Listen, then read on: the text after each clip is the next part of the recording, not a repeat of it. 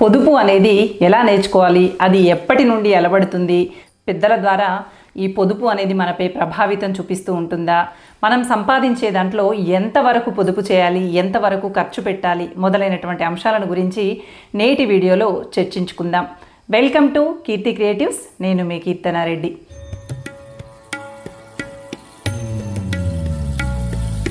చాలామంది సంపాదిస్తారు, కానీ పొదుపు చేసేటువంటి విధానం పట్ల పూర్తి అవగాహన లేకపోవడం వల్ల నెల చివరికి వచ్చేటప్పటికి చేతులు తడుముకునేటువంటి పరిస్థితి ఏర్పడుతుంది, లేదంటే ఎవరి ముందైనా చేయి చాచేటువంటి పరిస్థితులు ఏర్పడుతూ ఉంటాయి. అయితే ఒక ప్రణాళికాబద్ధంగా సంపాదించేటువంటి సంపాదనలో నుంచి ముందుగా పొదుపుకు తీసిన తర్వాత మాత్రమే మిగిలినటువంటి డబ్బుని అవసరాలకి వాడుకోవాలి అని చెప్తూ ఉంటారు. ఈ పొదుపు అనేది మనం ఎలా అలవర్చుకోవాలి, మనం అలవర్చుకున్నటువంటి ఈ పొదుపు విధానాన్ని మన పిల్లలకి ఎలా నేర్పించాలి అనేటువంటి అంశాన్ని పరిశీలిస్తే, మొట్టమొదటిసారిగా మనం పొదుపుగా ఉండటం ఎప్పుడైతే నేర్చుకుంటామో, ఆర్థిక వ్యవహారాల పట్ల పూర్తి స్థాయిలో పట్టు నియంత్రణ కలిగి ఉండటం ఎప్పుడైతే మనం అలవాటుగా మార్చుకుంటామో, అది మన పిల్లలకి కూడా నేర్పించేటువంటి అవకాశం ఉంటుంది. మనకే పొదుపు పాఠాలు తెలియకపోతే మరి మన పిల్లలకి మనం ఏం నేర్పిస్తాం చెప్పండి? పిల్లలు మనల్ని చూసే పెరుగుతూ ఉంటారు, మనల్ని చూసే నేర్చుకుంటూ ఉంటారు అని చెప్తూ ఉంటాం కదా.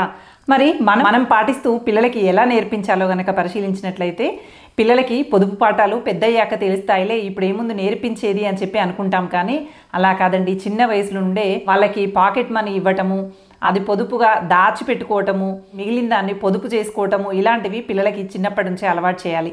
అంతేకాదు, మనం ఎక్కడైనా ప్రయాణాలు చేయాల్సి వచ్చినప్పుడు, బస్ టికెట్స్ కానీ ట్రైన్ టికెట్స్ కానీ తీసుకోవాల్సి వచ్చినప్పుడు పిల్లలకి డబ్బులు ఇచ్చి టికెట్ తీసుకురమ్మని పంపించాలి. వాళ్ళ వెనకాల మనం నిల్చోవాలి. టికెట్ డబ్బులు ఎంత అయ్యాయి, ఇంకా నాకు ఎంత చిల్లర రావాలి అనేది లెక్క చూసుకొని తిరిగి మనకు అప్పచెప్పే వరకు కూడా మనం మౌనంగా ఉండాలి. అలా పిల్లలకి బాధ్యతను నేర్పిస్తూ రావాలి. మిగిలిన ప్రయాణపు ఖర్చు ఎంత, మన ప్రయాణంలో ఎంత ఖర్చు పెడుతున్నాం, ఇలాంటి విషయాలని పిల్లలకి అర్థమయ్యేలాగా ప్రయాణానికి సంబంధించినటువంటి బడ్జెట్ని రూపొందించుకోవటం అనేది వాళ్ళకి అలవాటుగా నేర్పించాలి. ఈ అలవాటుగా పెరిగినటువంటి ఇలా అలవాటు చేసుకుంటూ పెరిగినటువంటి పిల్లలు పెరిగిన తర్వాత ప్రతి పనికి కూడా ఒక ప్రణాళిక వేసుకుంటూ ముందుకు వెళ్తూ ఉంటారు. ఏదైనా చిన్న చిన్న వస్తువులు కొనాల్సి వచ్చినప్పుడు పిల్లల్ని కొనమని చెప్పటం, మిగిలిన అమౌంట్ని పిల్లల్ని తీసుకోమని చెప్పటం, దాని ద్వారా నిజ జీవితంలో ఈ మ్యాథ్స్ అనేది ఏ విధంగా ఉపయోగపడుతుందో తెలుస్తుంది. లెక్కలు వస్తూ ఉంటాయి, వాళ్ళ బాధ్యత వాళ్ళకి తెలుస్తుంది, డబ్బు పట్ల ఎలా అప్రమత్తంగా ఉండాలో కూడా పిల్లలకి తెలుస్తూ ఉంటుంది. అందుకోసమని చిన్న వయసు నుండే మన వల్ల వీలైనంత వరకు చిన్న చిన్న మెడికల్ షాప్లోకి వెళ్ళినప్పుడు, పళ్ళు కొనాల్సి వచ్చినప్పుడు వాళ్ళ వెనకాల మనం ఉంటూనే వాళ్ళ చేత ఈ పనులు చేయించాలి. అంతేకాని మీరు చిన్న పిల్లలు, నీకు తెలియదులే, తర్వాత చూద్దులే అన్నట్టుగా పిల్లల్ని పక్కన పెట్టేయటం, డబ్బులు లెక్క పెట్టాల్సినటువంటి మూమెంట్ రాగానే చిన్న పిల్లవాడివి నువ్వు వెళ్ళు నువ్వు డబ్బుల దగ్గర ఎందుకు, నీకు ఇక్కడేం పని, అక్కడెళ్ళు చదువుకోపని చెప్పి భయపెట్టించడం, ఎక్కడ దొరుకుతాయో, పిల్లలు ఎక్కడ ఎత్తుకొని వెళ్తారో అన్నట్టుగా తాళం చేయిని అతి భద్రంగా దాచిపెట్టడం, ఇలాంటివి చేస్తూ పెరిగిన పిల్లలకి ఏమవుతుందంటే, వాళ్ళకి అవసరాలు ఏర్పడినప్పుడు ఇందులో డబ్బులు ఉంటాయి, అవసరమైతే దాన్ని అమ్మా నాన్నకి తెలియకుండానైనా తీసుకొని వెళ్ళాలి అనేటువంటి ఆలోచన ఏర్పడుతుంది. అలా కాకుండా మీరు మన కుటుంబ పరిస్థితులు ఎలా ఉన్నాయి, మన దగ్గర ఉన్నటువంటి అమౌంట్లో ఎంత ఈఎంఐలకు వెళ్తుంది, ఎంత ఎలాంటి నిత్యావసరాలకు వెళ్తుంది అనేటువంటిది మీ కుటుంబ సభ్యులందరూ కలిసి కూర్చొని చర్చించుకునేప్పుడు పిల్లల్ని కూడా అందులో భాగస్వాములుగా చేసినట్లయితే వాళ్ళకి కుటుంబ ఆర్థిక వ్యవహారాలపైన ఒక అవగాహన అనేది ఏర్పడుతుంది. దాంతో వాళ్ళు అవసరమైనటువంటివి మాత్రమే కొనివ్వమని అడిగేటువంటి అవకాశం ఉంటుంది. అనవసరమైనటువంటి ఖర్చులు పెట్టాల్సినటువంటి పరిస్థితుల్లో ఇది కావాలి అది కావాలని మన వెంట పడకుండా వాళ్ళని వాళ్ళు నియంత్రించుకునేటువంటి అవకాశం ఉంటుంది. అలాగని వాళ్ళకి చెప్పాల్సినటువంటి విషయాల కన్నా పెద్ద పెద్ద విషయాలు, లక్షల్లోకి సంబంధించిన, వేలలోకి సంబంధించిన పెద్ద విషయాలు చెప్పినా పిల్లలకి అర్థం కాదు. కాబట్టి వాళ్ళ స్థాయికి దిగి ఆ స్థాయికి తగ్గట్టుగా పిల్లలకి కుటుంబ వ్యవహారాలు అర్థమయ్యేలాగా చెప్పాలి. కొంతమంది తల్లిదండ్రులు ఎలా ఉంటారు అంటే, లేనివి పోనివి, మనం అలా ఉన్నాం, మనం ఇలా ఉన్నాం, రూపాయి పొదుపు చేయాలి అన్నట్టుగా చాలా పిసినారితనం ముచ్చట్లన్నీ నేర్పిస్తూ ఉంటారు.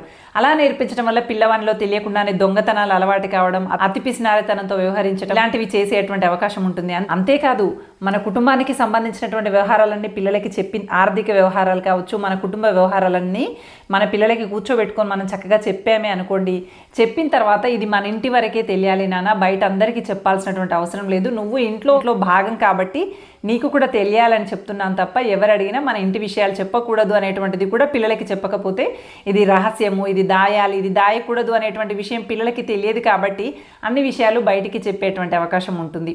పిల్లలని డబ్బుల్లో భాగస్వాములను చేయండి, చిన్న చిన్న అమౌంట్లలో భాగస్వాములుగా చేయండి. కాస్త ఎదిగిన టీనేజ్ 20 ఏళ్ల వయసు పిల్లలైతే ఖచ్చితంగా పెద్ద పెద్ద అంశాలలో కూడా వాళ్ళకి ప్రాధాన్యతనిస్తూ వాళ్ళని కుటుంబంలో భాగస్వాములుగా చూస్తూ ప్రతి విషయాన్ని వాళ్ళకి కూడా చేరవేసేటువంటి ప్రయత్నం చేయండి.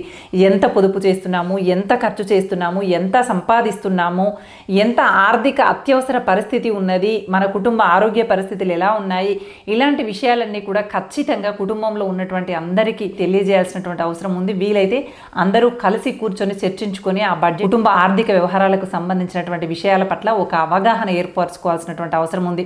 అంతేకాని ఇప్పుడు చిన్న పిల్లలే కదా, ఇప్పుడు పొదుపు ఏం నేర్పిస్తాము అంటూ డబ్బుకి దూరంగా, పొదుపుకి దూరంగా పిల్లల్ని పెంచారనుకోండి, అధికంగా ఖర్చు పెట్టడాన్ని కూడా ప్రేరేపించవచ్చు.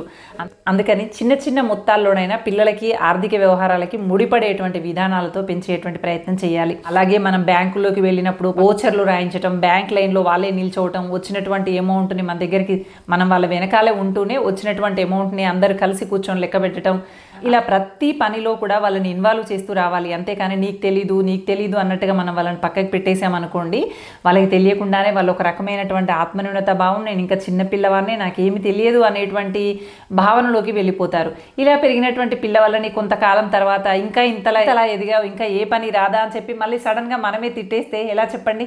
చిన్నప్పటి నుంచే నెమ్మదిగా పొదుపు పాఠాలని, ఆర్థిక పాఠాలని నేర్పించాల్సింది మనమే కదా.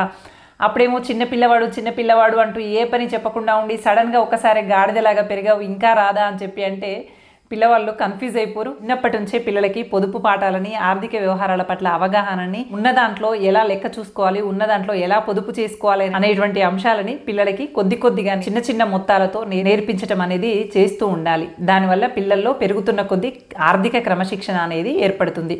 ఇక మన విషయానికి వచ్చినట్లయితే ఖచ్చితంగా మన సంపాదన ఎంత, మన ఖర్చులు ఎంత ఉన్నాయి, మన నిత్యావసరాలు ఎంత ఉన్నాయి, ఖచ్చితంగా పెన్ను పేపర్ తీసుకొని రాసుకొని ప్రణాళికాయుతంగా ముందుకు వెళ్ళాలి తప్ప నాకు నోటి లెక్కలు ఉన్నాయి, నేనేమైనా అనవసరమైన ఖర్చులు పెడతానా, తింటానా, తాగుతానా, నాకు తెలుసు కదా ఏం చేయాలో, నేనేమైనా చిన్నపిల్లవాడినా అనుకుంటూ లెక్కలు రాసుకోవడానికి బద్దకించి ప్రణాళిక వేసుకోవాల్సినంత అవసరం లేదు అన్నట్టుగా వ్యవహరిస్తూ ఖర్చు అయితే పెడుతూ వెళ్తూ ఉంటారు. కానీ చివరికి చూసేటప్పటికి చేతులు తడుముకోవాల్సినటువంటి పరిస్థితి ఉంటుంది.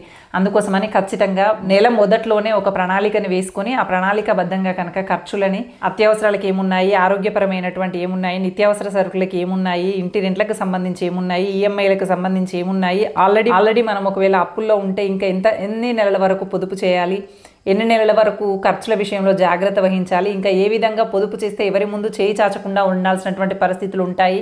అలాగే ఇంట్లో ఉన్నటువంటి పని మనుషులకు సంబంధించి, కరెంటు బిల్లులకు సంబంధించి, పాల బిల్లులకు సంబంధించినవన్నీ కూడా చక్కగా లెక్క వేసుకొని పెట్టుకొని నెలకు ఎంత ఖర్చు అవుతుంది, ఎంత మిగులు ఉంటుంది, మిగులుకు సంబంధించింది ఎట్టి పరిస్థితుల్లో కూడా వాయిదా వేయకుండా ఖచ్చితంగా పొదుపు చేసుకునేటువంటి ప్రయత్నం చేసేలాగా ఆలోచించాలి. మిగిలింది కదా ఈ నెల షాపింగ్ చేద్దాం, సినిమాలకు వెళ్దాం అన్నట్టుగా దుబారాకి వెళ్ళాము అంటే ఇంకొకరి ముందు చేయి చాచాల్సినటువంటి పరిస్థితులు ఏర్పడతాయి అనేటువంటి విషయాన్ని గుర్తుపెట్టుకోండి. ఒక చింత చెట్టుని నాటామే అనుకోండి, అది మహావృక్షం అయ్యే వరకు ఓపికగా ఎదురు చూస్తే మహావృక్షం అవుతుంది కదా. అలా కాకుండా అది మొక్కగానే ఉన్నప్పుడు ఇగుర్లన్నీ, చింత చిగుర్లు వేస్తున్న ప్రతిసారి చింత చిగుర్లన్నీ లాగేసుకొని తినేసామనుకోండి, మొక్కగానే ఉండిపోతుంది తప్ప మహావృక్షంగా ఎదగలేదు కదా. ఇదిగో ఇలాగే మనం కూడా పొదుపు సూత్రాలు పాటించాలి అంటే నెల నెల క్రమంగా పొదుపు చేస్తూ పెద్ద అమౌంట్ అయ్యే వరకు, అది మహావృక్షంలాగా కనపడే వరకు వేచి చూడాలి. అంతేకాని చింత చిగురుని తెంపుకొని తిన్నట్టుగా ప్రతి నెల వచ్చేటువంటి దాన్ని వచ్చినట్టుగా, మిగిలినటువంటి దాన్ని మిగిలినట్టుగా ఏదో అనవసరమైనటువంటి ఖర్చులతోనో దుబారాలు చేస్తూ వెళ్ళామే అనుకోండి, మనం ఎప్పటికీ ఆర్థికంగా నిలదొక్కుకోలేనటువంటి పరిస్థితుల్లోనే ఉండిపోతాము. సమయం మన కోసం వేచి ఉంటుందా చెప్పండి? రోజులు గడుస్తూనే ఉంటాయి, వయసు పైన పడుతూనే ఉంటుంది, వయసు పైబడుతున్న కొద్దీ ఆర్థిక అవసరాలు అనేవి ఇంకా పెరుగుతూనే ఉంటాయి. మరి ఇవన్నీ దృష్టిలో పెట్టుకొని పొదుపును పాటిస్తూ మన పిల్లలకి కూడా ఆదర్శవంతంగా ఉంటూ వీలైనంత వరకు చిన్న ఆర్థిక వ్యవహారాలలో వాళ్ళని కూడా సమ్మిళితం చేస్తూ ముందుకు సాగినట్లయితే పిల్లలకి కూడా పొదుపు పాఠాలు నేర్పించినటువంటి వాళ్ళం అవుతాం, మన పెంపకంలో సరైనటువంటి బాధ్యతని పోషించినటువంటి వాళ్ళం అవుతాం. మీరందరూ కూడా పొదుపును పాటిస్తూ మీ పిల్లలకి ఆర్థిక పాఠాలు నేర్పిస్తూ ఆర్థికంగా స్థిరమైనటువంటి సంపాదనతో మహావృక్షాలుగా ఎదగాలని కోరుకుంటూ thank you for watching. Bye.